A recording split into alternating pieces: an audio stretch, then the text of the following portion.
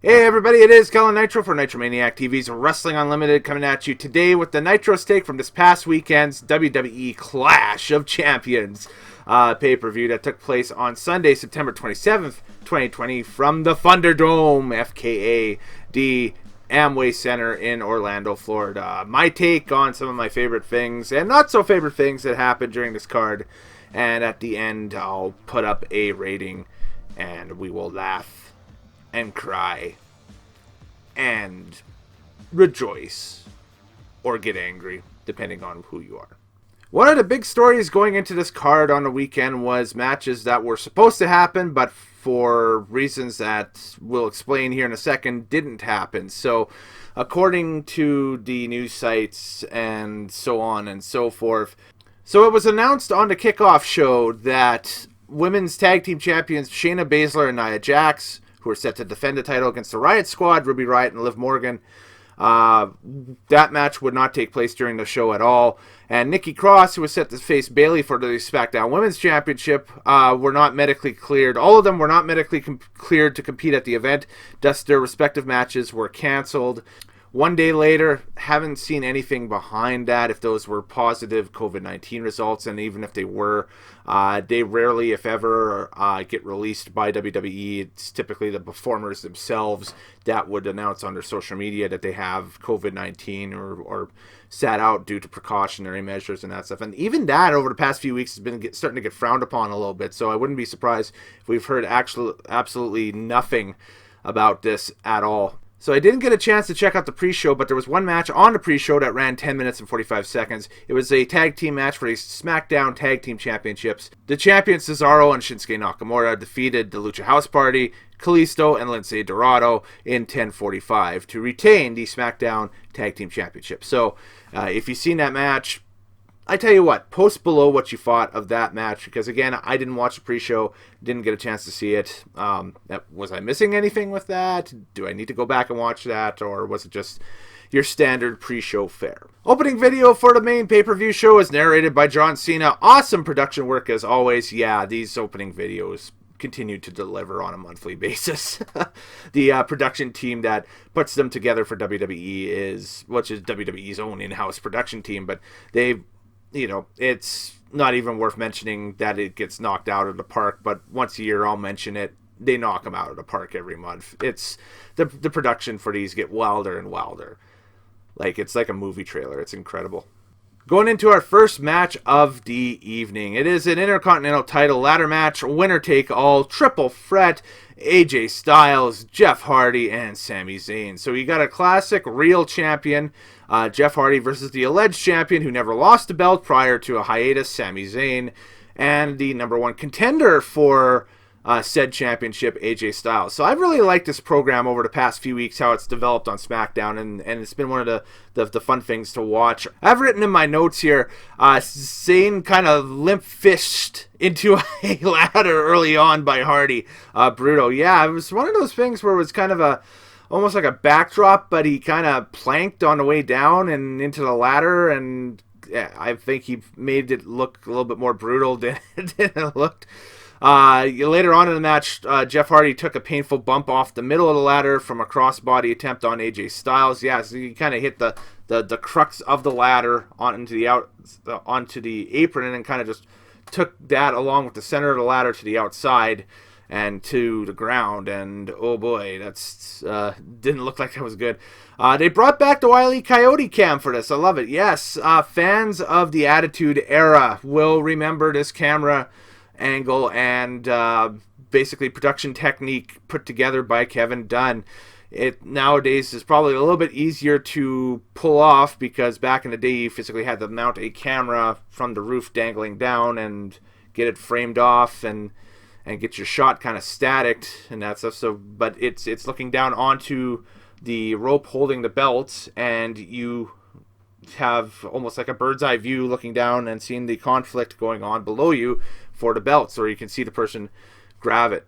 Definitely easier to pull off now with the advent of GoPros and smaller cameras and smaller resolution stuff, so I don't think it was as intricate this time, but I still popped when I seen it. That's a callback for longtime fans, and kind of cool to see that production technique once again. Hey, as much as we criticize Kevin Dunn from time to time, I'm willing to give Kevin credit where it's due when he is deserved of it, for sure. This is one of those times, most definitely.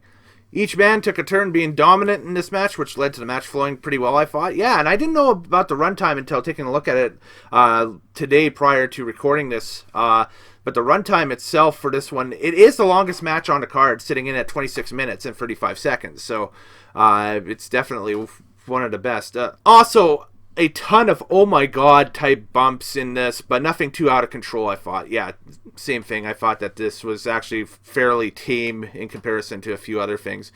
Hardy with a giant swanton on Zayn, aka WrestleMania 33. Yes, it was called back to that. Kind of the same deal where they had Zayn up on the ladder laid out, and Hardy gets a tall ladder and climbs up and does the swanton through it. Jeff did take a wicked bump, though, where he attempted to slither down the backside of the ladder to get at Sami, and yeah, that was another one, too, where he kind of, to get at Sami and ended up on the outside. It was the bumps that Jeff was taking, especially in this match, were kind of cringeworthy. But for the finish, dastardly deeds to end this one was Sami Zayn reaffirming his heel status by handcuffing both Styles and Hardy to the ladders to retain the IC title. An amazing match, and it really solidifies Zayn again as a mid-card heel. Yeah, he handcuffed Hardy's ear, his gauge in his ear piercing, to the ladder, and ended up handcuffing Styles, I think, to, what was it, a ring post, I think, on the outside? Or to the ropes on the outside. Either way, and the visual of Sami keeping the key to both in his tongue, like that, just kind of tells you that, hey, he's back, he's a mid-card heel, he's going to be as obnoxious as ever, and Friday nights need that. So, good booking, great match, hell of an opener. Awesome stuff. We cut from that bit of awesomeness to R-Truth running around backstage dressed as a prospector. Drew Gulak's backstage doing lunges, and Gulak rolls him up and is the new 24/7 champion, Drew Gulak. More on that as the card continues. Obviously, it's a 24/7 title. It happens. WWE Women's title match was next. Zelina Vega versus Asuka. Vega no longer a manager, now a full-time women's roster wrestler. Yes, big yes to that. I like that. Great showcase for Vega. She looked great here. Yes, Vega can work. Yes, she's actually probably one of the higher up workers on that entire roster when it comes to that division. And she can get it done. I think it's just going to be a matter of time until they put a belt of some sort on her. Maybe that's something for 2021. We'll see Zelina Vega get a run with one of the belts, either the Smackdown or the Raw Women's title. So anyways, jumping right to the finish, a couple of near falls for Vega, but the Asuka lock gets locked in and Asuka retains the title. Vega did look good though and should be established as a credible heel in a women's division off of this, yes. Post-match, Asuka extends her arm for a handshake. Zelina elects to bow and then attacks Asuka.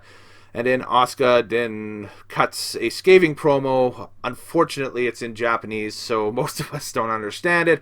But that feud is a long way from its conclusion. So it looks like going into next month and maybe even the Hell in a Cell pay-per-view, more on that as this moves on, that we're going to see that. Is it just me, or are there a ton of ads tonight? Yeah, what was with the commercials? It was like padding time, which they probably had to because of the amount of missed matches on this card from people, just due to whatever reasons, but and maybe some matches going shorter than they wanted or whatever. Just, man, there's just a lot of ads tonight on this show. WWE US title, Apollo Crews versus Bobby Lashley. Another chapter in the Hurt Business Apollo rivalry. Ricochet is in Apollo's corner, Benjamin and an MVP in Lashley's. Apollo almost lands the pinfall off of a standing moonsault, only gets a 2 count, but Lashley locks in the Hurt Lock, and Lashley retains the title. The runtime for that one was 8:15. The runtime for the previous match, by the way, the Asuka Zelina Vega Raw Women's Championship match, was 7:05.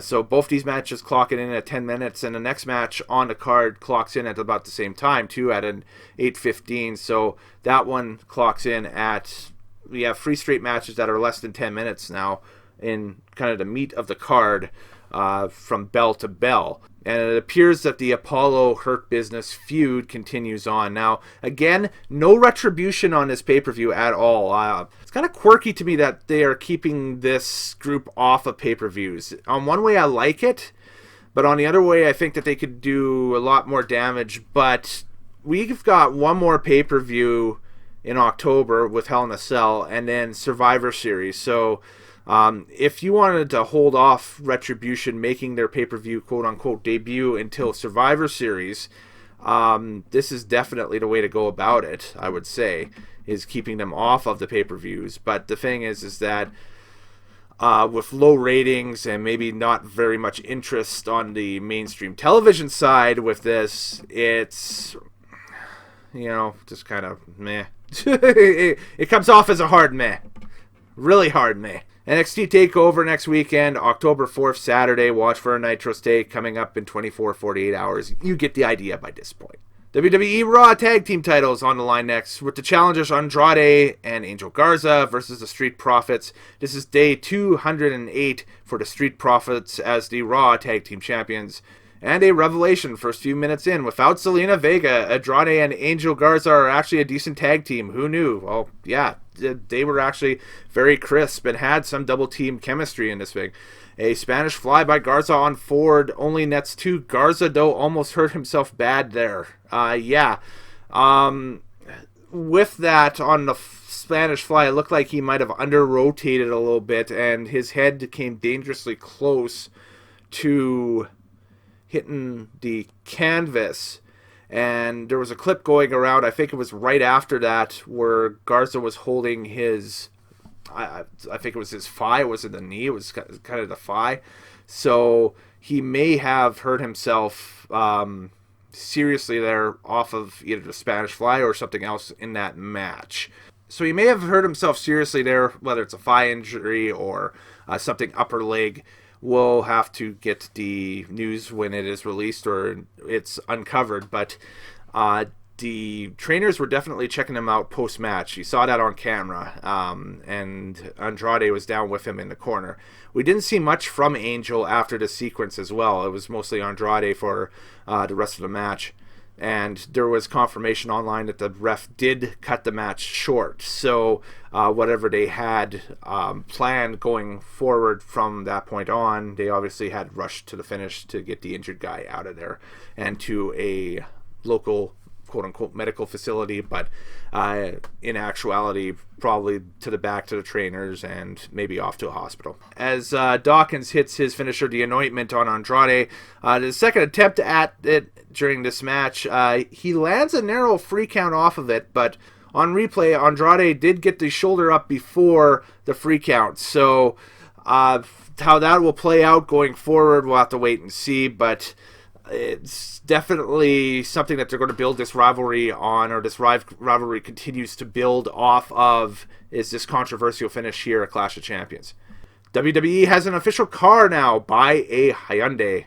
And the WWE Draft is coming October 9th for the Smackdown round of the draft and October 12th for the Raw round of the draft. So in about 2 weeks' time. Caleb Braxton's backstage and has Drew Gulak. Gulak says he's alert. He's dedicated the title win to the departed Akira Tozawa. Apparently, allegedly eaten by a shark last week on Monday Night Raw. R-Truth then rolls him up. New champ. R-Truth once again. And that's it for the 24/7 title mess for the rest of the night. SmackDown Women's title, we have Bayley versus question mark. Not the question mark from the NWA, but just a mystery competitor. So it was supposed to be Nikki Cross, but she, along with Shayna Baszler and Nia Jax, were not cleared to compete tonight. Bayley runs down Nikki again and says she's giving an open challenge to anyone. Asuka's music hits, and she accepts the challenge. So it's Bayley versus Asuka for the SmackDown Women's Championship. Asuka goes for an armbar attempt early on, but no dice. Very hard-hitting encounter, much like the SummerSlam contest, yes. After a German suplex on the outside, Bayley grabs a chair and gets disqualified after using it on Asuka. And meanwhile, post-match, Sasha Banks jumps from the crowd or from the Thunderdome screens and attacks Bayley with a chair. But Bayley loads up the ring after attacking Sasha's neck. Sasha, she was underneath the apron just throwing all sorts of plunder into the ring. So we're talking tables, we're talking kendo sticks, everything. Sasha, though, fights back and unloads on Bayley with a kendo stick. And that looks like that's going to be something going towards Hell in a Cell. Maybe a potential Hell in a Cell match between Sasha Banks and Bayley, with Sasha milking the neck injury going into it. This is the Bayley-Sasha blow-off continues this fall. And will probably continue for, I would say, the longevity of the fall. Get a match out at Hell in a Cell, get a match out on either Smackdown, somewhere between Hell in a Cell and Survivor Series, and then you get a match out at Survivor Series potentially, or have some sort of involvement in the champion versus champion thing. If we have, we just thought about it, Survivor Series, it could be Asuka versus Bayley again, for like the third time, but at least there'd be some separation between the pay-per-views and that stuff. So depending on who the champion is, because that, if they follow the format of past years, is supposedly, quote unquote, the one night per year that it is SmackDown versus Raw throughout the entire show. And if either person stays on the same brand as well. So getting to the end of things here, we only have two more matches to talk about. The WWE title match is a ambulance match between Drew McIntyre, the champion, and Randy Orton, the challenger. Orton, of course, is going for his record-tying 14th championship. And was it just me, or did Drew's arm look cut prior to the match? It didn't really matter at the end of the thing, because Drew was cut up all over, but he had like a red mark on his arm or something. So I don't know if he had gashed himself in a weight room or whatever, but it looked like it had been there for a little bit. So, hopefully that wasn't too nasty. I think it was just probably like one of those things where he bumped into something maybe in a weight room or something. I don't know. Or a bruise or whatever. Orton falls McIntyre with a draping DDT early on, but when going for the head punt, a giant hand grabs Orton's ankle. Are there autonomous giant hands running around a ring? No, it's the Big Show getting payback from the summer, and a choke slam through the table by Big Show onto Orton. McIntyre then dartboards Orton into the ambulance. Orton, though, fights back, and then both men end up in the ambulance, and a vicious Glasgow kiss by McIntyre onto Orton. And a Claymore attempt levels the door off of the ambulance. The driver's side door decides to go bye-bye here, as that kind of kicks off. Good stunt there, good rig. But it kind of weaponizes the Claymore a little bit more and kind of looks like, oh, that could be brutal. Don't get on the wrong end of that. The brawl then goes to the back, and all of a sudden, when McIntyre's down and Orton's kind of hyping up and trying to go to that place in his head, he gets jumped from behind by somebody else. Yes, it's Christian. Christian attacks Orton from behind. The two then battle into catering, basically, where Christian kind of tosses Orton into a bunch of tables and stuff in catering and lays him out. And that allows McIntyre to, once again, get the upper hand, and the two battle back to the ambulance, but Orton whips Drew into the windshield, and then the two battle atop the ambulance with Drew falling off the side. And while Orton is mocking Drew, HBK is there, Shawn Michaels, and he hits the super kick atop the ambulance, and Orton gets tossed off the side. Orton, though, again fights back. This guy's like the Terminator, and hits a DDT and places Drew inside the ambulance, but Drew fights back. Claymore, then Orton is placed into the ambulance, and McIntyre hits a head punt of his own, and Orton goes bye-bye. I have written down here, awesome match, best of the year for both men, in my opinion.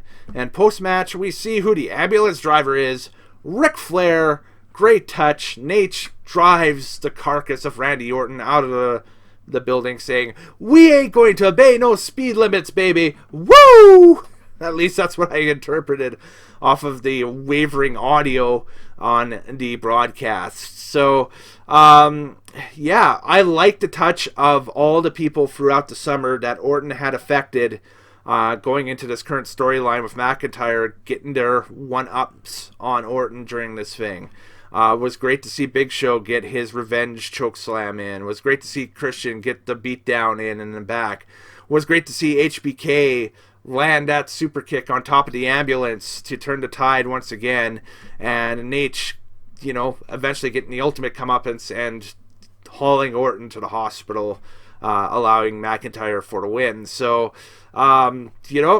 this, again, best of the year for both men. It's definitely McIntyre's best match, I think, that he's had as champion. Orton, I'd put it up there with the Edge Backlash match, kind of 1A, 1B. And this thing here was a lot of fun to watch and a very satisfying ending to see the heel get his one-ups at the end by the faces. So definitely the better of the two title matches on the card, as we'll go for the other one now. But my opinion, this was my pick for match of the night for sure. Hell in a Cell will happen October 25th, probably from the Thunderdome. I think they have the lease there until end of October at the Amway Center, but I think they want to start touring the Thunderdome around in November and December, so stay tuned. The Thunderdome may be coming to a town near you. And what does that mean to you? Well, they might geolock the Thunderdome so that people from the area get first cracks at the screen or something like that to zoom in on the call or whatever, as we continue in this time of pandemic 2020. WWE Universal Championship on the line. The champion Roman Reigns versus the challenger Jey Uso, the Family Feud. This is Jey's first singles title chance. And, Roman, wow. Big dude. He's bulked up.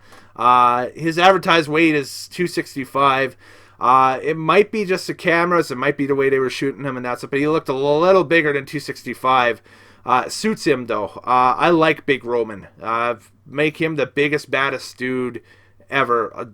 He's essentially your Kevin Nash right now. So, make him the big, bad, cool dude. That's the heel, this monster. Just do that. Make it big. Do it. I love the ring mics here in this match. Yes, there's lots of trash talk. More of that, please, going on and going forward, especially in Roman's matches. Roman can trash talk with the best of them, and that's awesome. That was a great revelation, where he's usually pretty silent in the ring, but in a match like last night's, his was just trash talking all throughout. It was great. This is the blossoming of Roman as a main event heel. I'm loving this. Yes, indeed. Jado gets a near fall with the Samoan drop. Superman punched out by Reigns shortly thereafter. So Roman is dominating for the most part. Jado comes back with a great flurry of blows. Gets a 2 count with a crossbody and a kick to the face. Reigns has learned a spinning leg lariat type maneuver or a running leg drop. It is quite effective. Yeah, it's basically the Alex Wright spinning leg lariat, but man, it's with a big dude. It looks good. He's learned that move, and it's an old school super heavyweight move from the 90s, from the early and mid 90s, but man, it's quite effective. It suits him for sure. Superfly splash by Jey nets 2 on a kick out, a low blow by Reigns. This was strange, but it suited the match, I thought. Jey hits the Superfly splash, only gets a 2 count, and on the kick out where Roman puts his arm up, he nails Jey with a low blow. And that moment there solidifies the heel turn, I think. I think that if you had any doubts that Roman was a tweener at this point, I think they were put to bed, that he just low-blowed his own cousin during the course of that match. So, a spear by Reigns, and that prompts Jimmy Uso to come out to ringside with a towel, and even though Jey says no, Jimmy throws in the towel, and Reigns retains the title. So throughout the entire match, Roman was trying to get Jey to say publicly that Roman is the tribal chief of WWE, and I guess tribal chief of the Samoan dynasty at this point. And Jey wouldn't say it. Jey fought valiantly, and then, got to the point where Jey couldn't say it anymore, and so his brother threw in the towel. And his brother states post-match that Roman is the tribal chief, and then Paul Heyman grabs the lei that Jey Uso was wearing on his way to the ring, the Hawaiian lei, and kind of ceremoniously places that over Roman Reigns' head and raises the arm of Roman Reigns and Victor, and that's how we go to black off of the broadcast. We see Roman Reigns with his arms held high, the lei around him, and I guess officially anointed as the Anawahi tribal chief right now for pro wrestling and WWE. This really sparked off a whole bunch of conversation last night, potentially around WrestleMania for next year and the main event. The rumor being Roman Reigns Universal Championship match versus The Rock. Same family, cousins, you name it, going after that tribal chief moniker, basically. And if that's the route they're going, that was a great kickstart to that. I still think that there's a lot of unanswered questions, especially with that storyline, i.e. where does The Fiend fit into this? We saw kind of foreshadowing that with the Alexa Bliss thing on Friday and that stuff, that it was almost as if it was The Fiend saying, hey, I got next, no matter what happens here, if I'll take on winners. So maybe that's who's next. Maybe it's Fiend and Roman Reigns in Hell in a Cell coming up in October, or maybe it's a 2-on-1 with the Usos versus Roman Reigns in Hell in a Cell in October. I don't know. We'll have to wait and see. But yeah, kind of a weird, strange ending, but it suited the match. It really did to that main event last night. Out of 10, I will give the Clash of Champions card for 2020 a solid 7.5 out of 10. There were spots that were great, and there were spots that kind of left you wondering what was going on. A lot of last-minute booking here, obviously, with matches being pulled under the circumstances and so on and so forth. But again, definitely a watchable show. If you are a WWE fan, go check it out.